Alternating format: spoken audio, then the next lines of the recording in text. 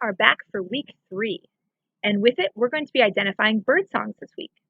My name is Stephanie Driscoll, and I'm the Creative Services Librarian for the Schaumburg Library. And all throughout the month of May, I've been posting weekly videos talking about tips and tricks to becoming a backyard bird watcher. So if this is your first time joining us, definitely go back and look through video 1, where we talk about different tools that are handy, and video 2, where we discuss bird identification. So for this week, for me personally, bird songs are the hardest to identify. And it took me a while to realize that that might be because I may not be the best listener. But before we get into all that, we are going to look at what is the best part about bird watching. And that is, of course, pictures of birds. So I'm going to take you through some pictures that I've taken in the last week or two. And when each one comes on the screen, I'm going to give you a moment to guess what it is. All right, let's get started.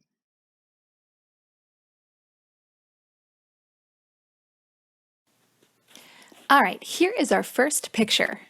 So what do we notice immediately about this guy? His bright yellow feathers. Any guesses? That's right, that's a male American goldfinch. Okay, next one. This bird is a little bit bigger. You can tell he's puffing out his wings here. It looks like he has black feathers, but also that they have a sort of blue sheen to them. What's this bird? It's a grackle. For this next one, this one might be a little bit harder to identify. We can see that he has some yellow on his stomach, and then it looks like a little bit of yellow up near his head. What's this bird? This one is a yellow-rumped warbler.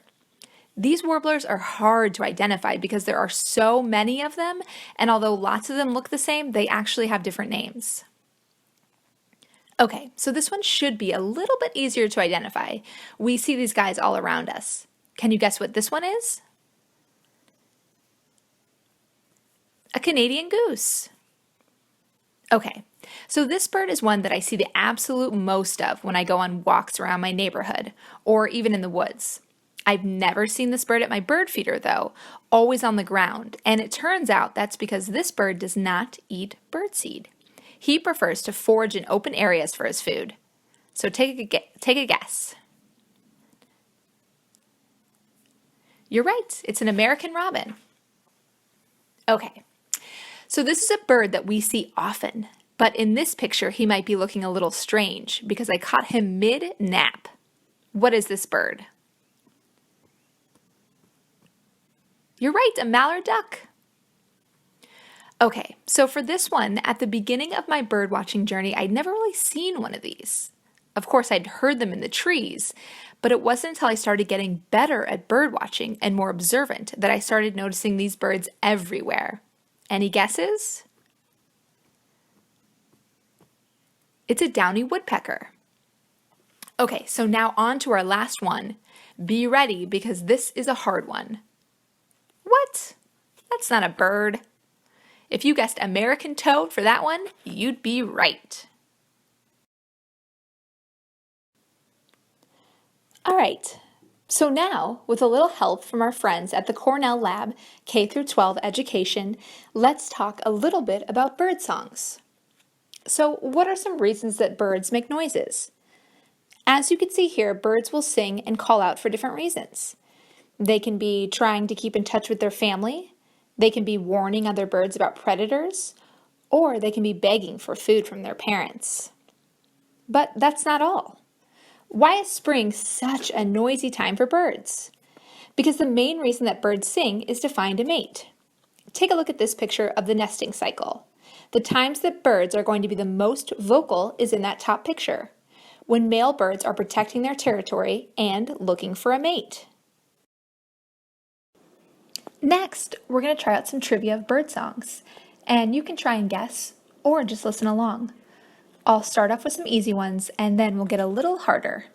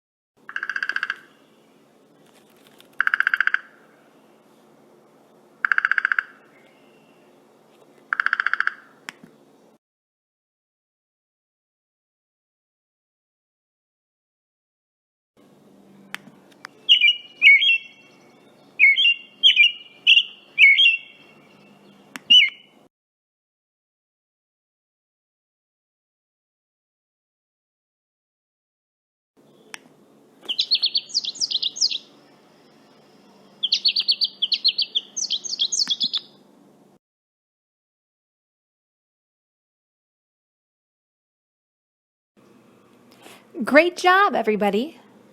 Okay, so for our last activity today, I want you to draw a sound map.